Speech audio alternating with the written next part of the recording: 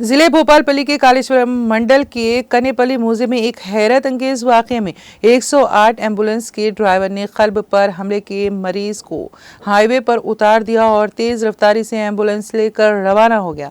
इत्तलात के मुताबिक कनेपल्ली मोहल्ले के साकिन एस बाबू रेड्डी को हफ्ते के दिन दिल का दौरा पड़ा और उन्हें महादेवपुर की एक दवाखाने से रुजू किया गया।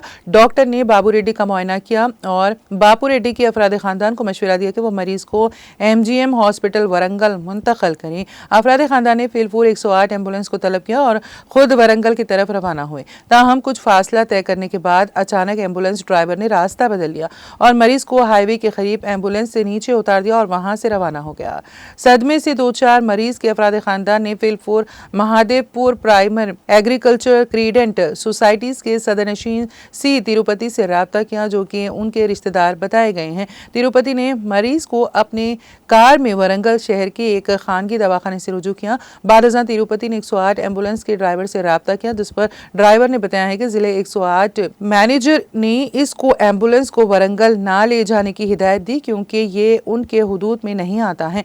ड्राइवर के जवाब से बरहम तिरुपति ने कलेक्टर राहुल शर्मा से शिकायत की और मुतालबा किया कि 108 एम्बुलेंस मैनेजर और ड्राइवर के खिलाफ कार्रवाई की जाए।